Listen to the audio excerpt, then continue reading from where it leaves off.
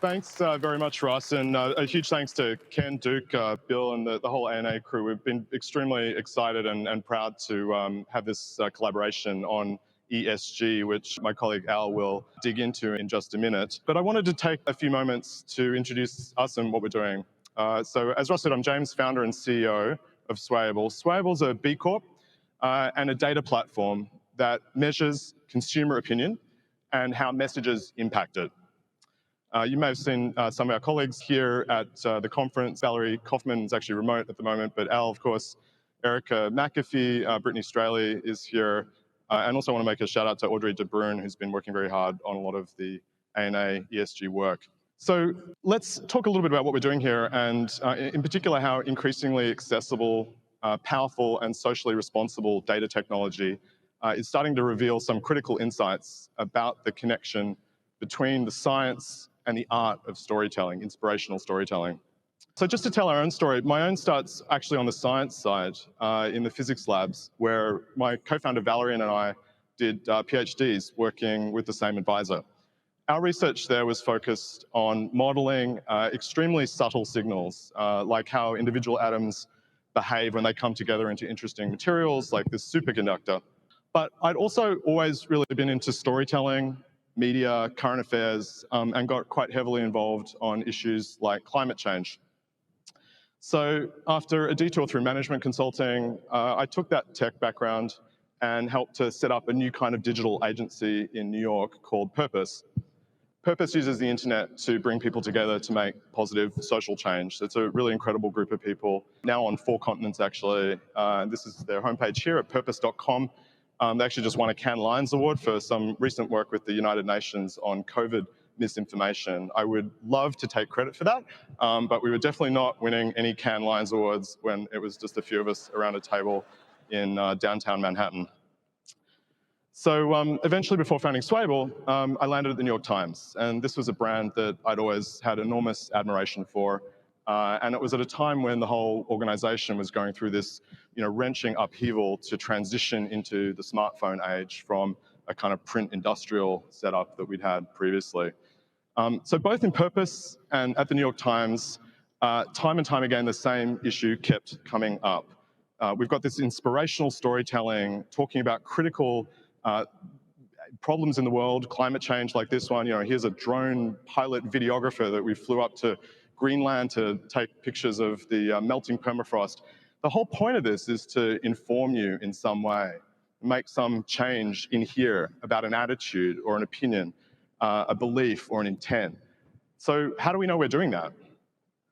This is supposed to be the middle of a 4th industrial revolution that's driven by data and AI, like some of these graphs and dashboards are probably very familiar to folks who are working on media campaigns on Facebook or YouTube. So with all of this data, where's the graph? Where's the metric for changing minds?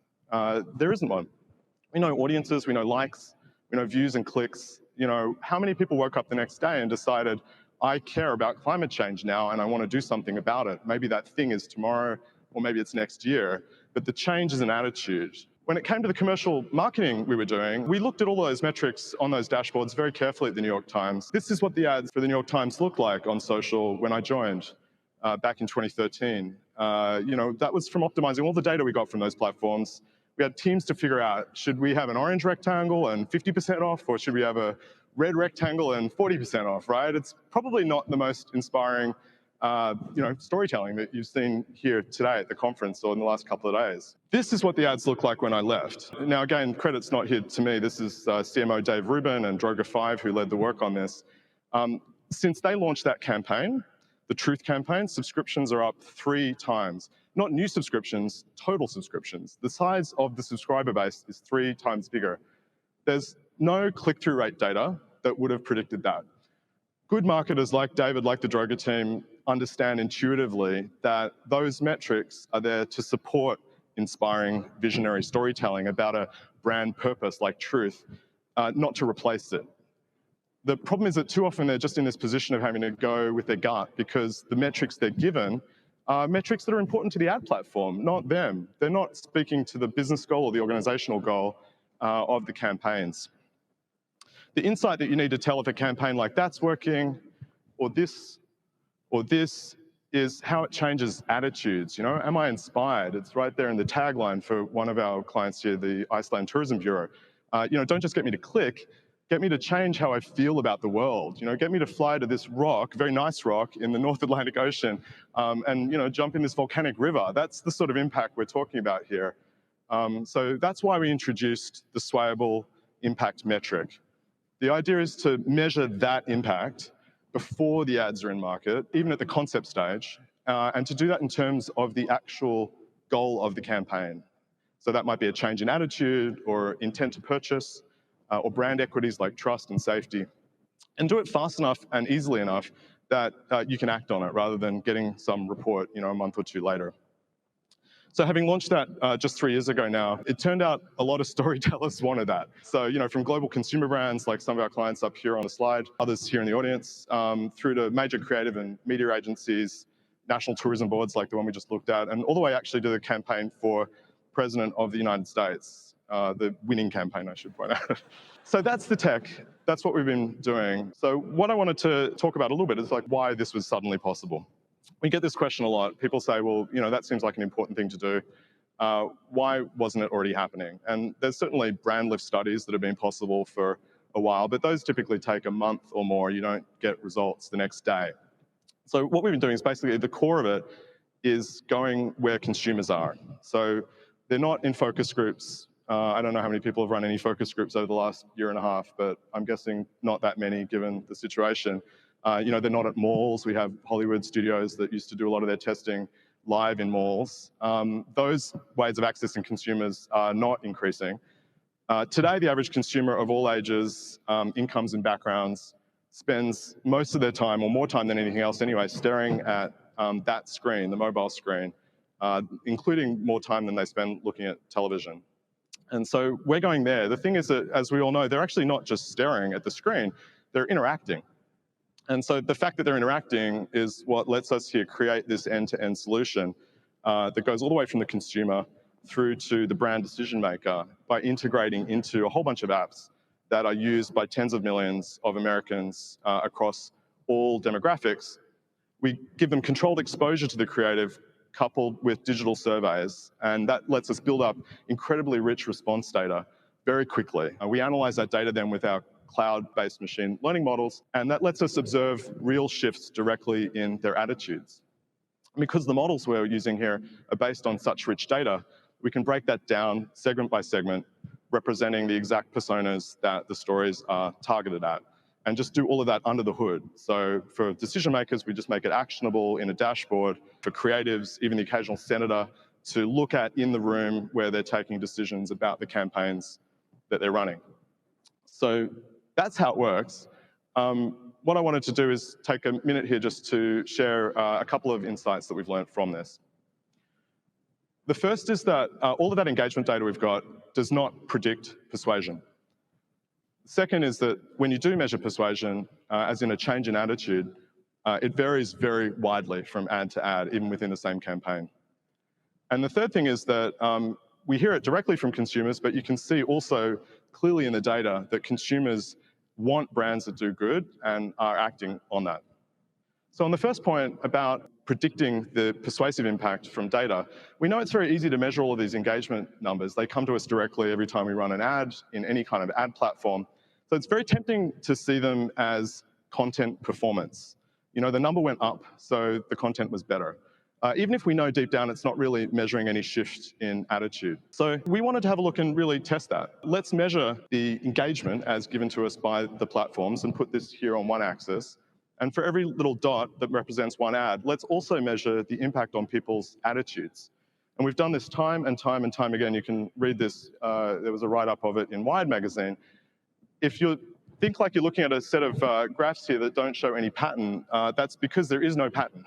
There's no correlation between the data you're getting from the ad platforms and the impact on people's attitudes and beliefs. Now, people often say, are you saying, therefore, that engagement is not relevant? And we're not saying that. It's just that it doesn't predict the persuasion. It's sort of maybe in a sports analogy, if you're trying to serve an ace, it does matter if you hit the ball hard, but not if you're shooting it in the wrong direction, right? So you've got to have some impact there. You can't make up for a lack of impactful storytelling by just getting a bunch of clicks and likes on the ad platforms. When you do measure that persuasive impact, it turns out that there's a really wide range. Most of it is basically in the middle, doing some positive impact, but there's an unfortunate amount that's doing almost nothing at all, or sometimes even worse than nothing. So you can see as we go to the right, more impact. In the middle, there's a lot of content, but there's also a bunch of stuff on either side. So this leads to a big opportunity for folks that are able to get that data in advance of running a campaign, because finding it out later, it's too late. But if you know in advance what the creative is going to achieve, then you can make really large differences to the impact of the campaign. Moving from the middle of the pack here up to the right-hand side can be as much as a 5x or even more increase in the work that each dollar of media is doing. And of course, everything on the left-hand side here in the red represents media dollars that are just being completely wasted. And you're not going to hear any objection to that from the YouTube or Facebook or TV channels, who will cash those checks happily if you want them to. But our suggestion is, if that axis there represents the goal of your campaign, you might want to object to that. So final point, we've been doing a lot of work here, not just with our commercial marketing partners, but also with social sector clients. Many of the country and world's, in fact, top NGOs now are testing their advocacy content through the Swayable platform. So we've been in a really great position to look at how those two things connect. And we've noticed, of course, that there's a lot more storytelling around the social impact of brands this year. We've heard a lot about it here in the last couple of days at the conference. So we really wanted to know, do those ads work? And when we say, do they work, we really mean two things. One is, do they work to achieve the commercial goals of a brand who is, after all, trying to sell something typically? But also, do they work in social impact grounds? Are they making us care more about the planet and each other? So we've worked with our social sector clients to develop what we call social impact metrics here, to measure the second of those things. Do they make us care more about the community and the planet? And we decided we would test at the same time the social impact of these stories as well as the commercial impact, and see if this time there was a relationship there, unlike the other metrics that we looked at a second ago. So we were very excited to run this study on some of the top budget ad campaigns for this year and find this incredibly exciting association, where you can see that the ads that are doing something good in terms of actual social impact on the way we feel about the world, getting people motivated and inspired to act on issues that are determining the fate of our society, also appear to be the ones that do the most commercial work for the brands. So we found that very exciting, because if it had just been one or the other, it would have been harder to make the case to keep doing it. But seeing that you can achieve both successfully, I think, is very exciting for folks whose job it is to tell those stories. All of that motivated us then to ask an even bigger question, which Al will answer for us. The question, in fact, that Al asked was, what if we could track the perceptions of the environmental, social, and governance performance across all major consumer-facing brands? And what if we could do that in partnership with the nation's top marketing industry association? So I'm very pleased to introduce my colleague Al and Swayable's Vice President of Revenue to present the ANA-Swayable ESG Brand Perception Index. In our fast-moving digital world, where consumers encounter thousands of messages a day, effective storytelling is key.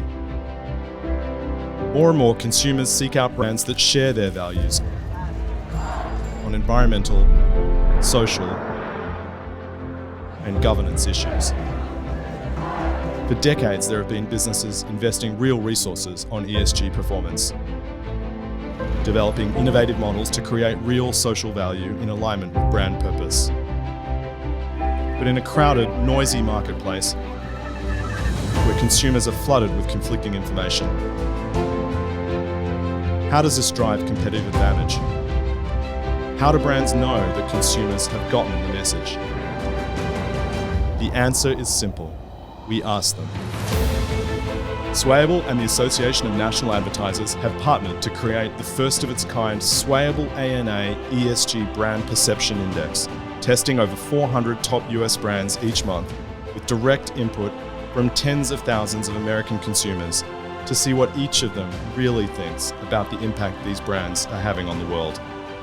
Join us in celebrating the top 20 brands across 7 industry verticals: retail, FMCG, travel, insurance, finance, healthcare, and media and entertainment. See where your brand ranks at ANA.net. And to double the impact of your messaging, visit swayable.com/ESG. Well, super excited to show you that video. We know that we wanted to partner with an organization that was very aligned to both our mission and values. The ANA has similar beliefs to us, which are that brands must do more. Brands want to do more, and that the industry would benefit from having the transparency and information specifically around this goal of purpose. So the index that we've created is based on daily surveys of consumer opinion, specifically focused on measuring ESG performance. We focus on the 7 verticals: FMCG, fast-moving consumer goods, healthcare, insurance, retail, financial, travel, and entertainment. And in the index, we specifically focus on celebrating the top 20 brands for each of these industries, again, based on that consumer opinion. And this is available to all ANA members today, specifically aligned with the center of brand purpose at the ANA. So let's look a little bit at some of the high-level trends that we've seen. We've surveyed over 80,000 people since April, about 20,000 people a month. From our research of what we've seen out there, there's no comparable data set for this type of data around ESG. And so let's look at some of the trends that we've seen. So some of the high-level trends of those 400 brands that we are consistently looking at on a monthly basis, there have been no instances of brands that have a low ESG score and high purchase intent. Again, continuing to validate a lot of the stuff we've heard over the last few days. In addition, brand awareness, ESG, and purchase intent are all very highly correlated. And that was just directly from some of the data we saw early on, but we continue to see that month over month. In regards to some of the audience segments, some of these trends you might see up here might be obvious or expected. Women tend to score brands higher on ESG than men. Younger people tend to score brands higher in ESG than older people. But what seems to be really consistent are the brands that are leaders in their category are out there, have consistent messaging, and are always kind of pushing things forward. And so you see some of those that have spoken here today or have spoken over the last few days are consistently seen as those leaders within their various verticals. Now, let's look at some real life data. As brands focus on new types of purpose marketing, they need to be cognizant of new consumer insights. And so one way to track that is looking at ESG lift. It's essentially a new metric to really look at campaigns that are relevant to this purpose marketing. So to demonstrate this, we designed a case study by testing 8 publicly available ads across 2 major brands, some of which are currently in market, and many of them that have millions of views right now on YouTube. And we did this about a week ago, so this is as real time as it gets.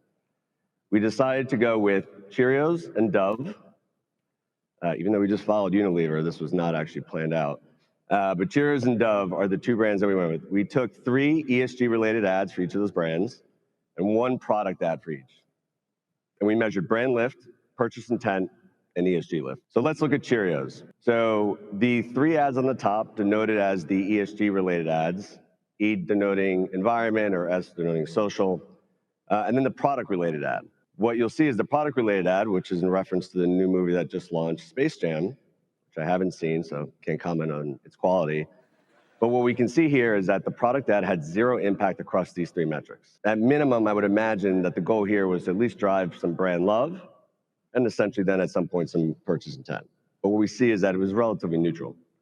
However, the 3 ads around ESG all had significant lift across the board.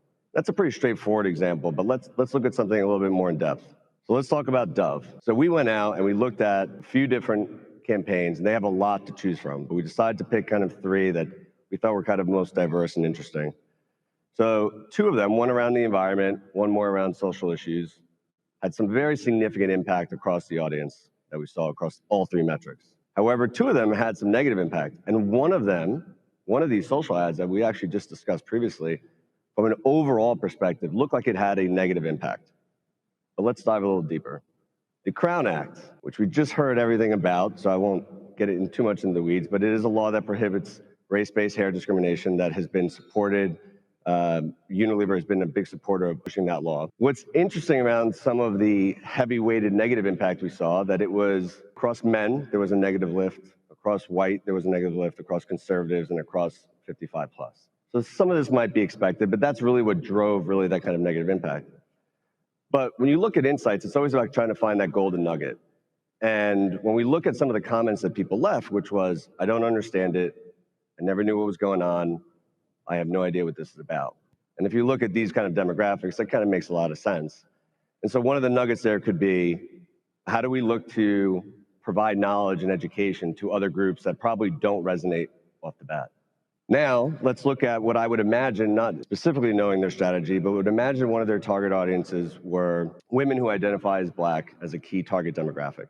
And what we can start to see here is that this particular ad did have ESG lift when it came to that audience. And I think the quotes that you can read here below, the one that I think is kind of most powerful, which is, I loved it, and I have a lot of new respect for Dove. And as we've continued to hear over and over again over these last few days, which is this idea of purpose and the ability to connect with a brand as a completely different element, which in turn correlates to their intent to, at some point, buy that product or your service. So what we've learned across from all this different testing that we continue to do on a month-to-month basis is that social impact campaigns are powerful, they're unique by brand, and they offer new consumer insights. We know purpose is the future, and we're excited to see those brands bring those messages to consumers.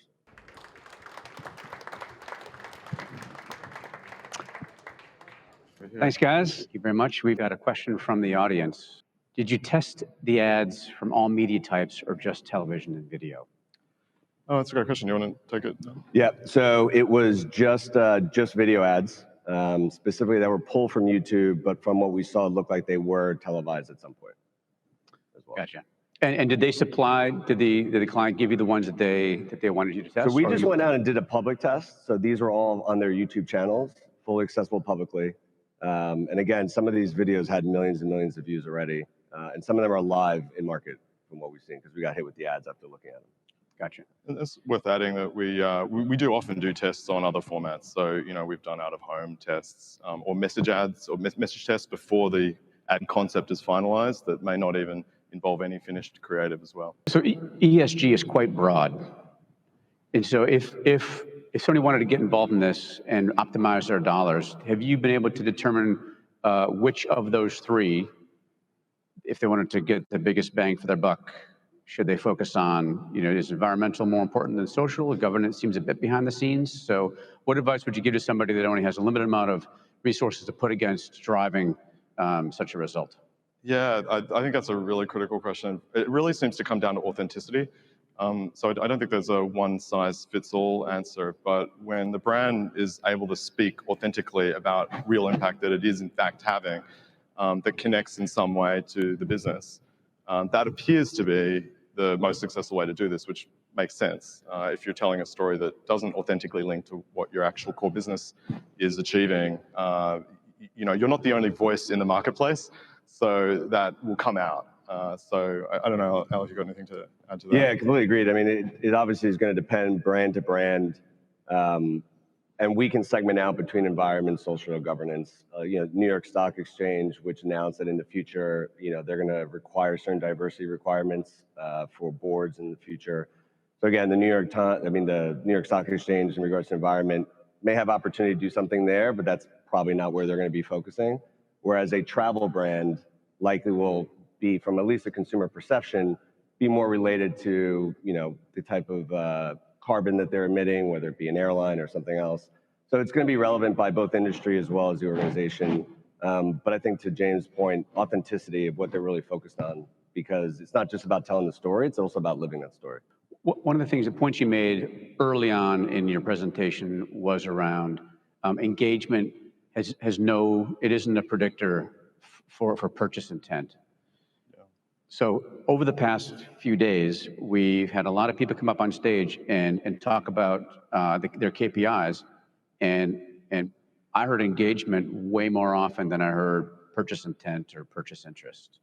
And so, in your opinion, are people measuring the wrong performance indicator? Yeah, you're right to put your finger on it. I mean, it's a very provocative but true thing that we really sort of are banging the drum for. It's right. People talk a lot more about engagement metrics because they're sort of in your face. Where you've got these trillion-dollar ad platform companies that really want you to think about engagement. And we're not saying engagement is not important, but it's sort of like the serving an ace in the tennis analogy again. It doesn't matter how hard you're slamming the engagement ball. If you're sort of pointing the wrong way, you're not having impact on your issue or your metric or your business outcome. It's not a relevant metric. And that is, I'd say, often missed, even among really top marketing groups, because it's been this basically decade of learning how to use these new digital platforms. That's really the thing that people have been taught the most about how to use, and there hasn't been a metric available to measure the other thing. And so that's really the gap that Swayable has stepped into by providing these impact metrics for marketers to sort of say, is that ball actually going in the right direction? It's not that brands have been doing this for a while, right? The large research agencies of the world have been looking at this, but they've taken very, long time frame approaches, long sample sizes. Let's go in media, let's follow up and see what the history looks like. The problem is the world has changed, more so even in the last year and a half, where as brands move more digitally, the speed of trying to understand what those metrics look like, capture a moment and to be able to go out into your various social campaigns or programmatic or streaming, to do that at speed, the typical research model is very difficult. And so to try and get those insights, implement them into your media strategy, and then execute, and then look at engagement metrics based on all that process, is typically not done as much on the digital side. I mean, that's definitely what we often hear. So speed is a key element to doing that. I often say, I see a lot of funny videos and memes, and sometimes either promoted or sponsored by brands. Just because I think it's funny doesn't mean I'm now considered using the brand. Right? And that's kind of where the engagement metric might look and say, everyone likes this, it's a great success, but did anybody actually even consider who created it or who promoted it? It doesn't necessarily even matter. So it goes back to, I think, what marketing has always been focused on, which is content is king. And so you want to make sure that the content is resonating against the audience that you really care about for the purpose of what you're trying to tell. I'm going to ask a question about content in just a second, but you did reference speed. So if a client comes to you, how long does it take to turn around that process that you outlined there and get back the results? If it's a client we've worked with before, like right now we're doing some tests with some very large tech firms, 24 hours. So they've got a dashboard. The next day they're in meetings taking decisions. I mean, in fact, we did some work with one of our Hollywood clients that was intraday. Now, typically, if it's a new client, it's nice to have a week to set it up properly, and we want to do some additional checks. But for really fast-moving stuff, big decisions, lots of money going to the media, the idea here is to really arm the decision makers with the answer to whether it's going to work. Right. So last question for me. You referenced one of the slides you shared was a bell curve of good performance and poor performance. Were there any commonalities about those poor performance cohorts that you could share to say, clients can self-assess their creative and eliminate some of the possibility of the negative result? Yeah, it's a great question. We're right in the middle of a big meta study to really nail down an even more precise answer to that. But the early indications are there's definitely some things that the backlash in content has in common. In one case, it can be sometimes triggering to certain segments. And you can see that segment. Al showed an example of just particular folks where it's like that's where the problem's coming from.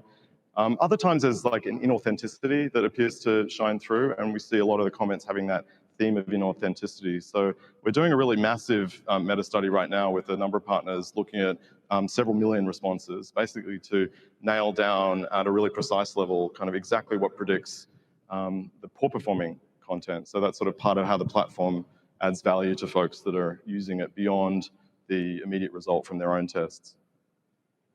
Thank you very much. That's fantastic. James Slezak. Thanks, Ross. And now Torres, both with Swayable. Thank you. Well done. Thank you very, very much. I appreciate it.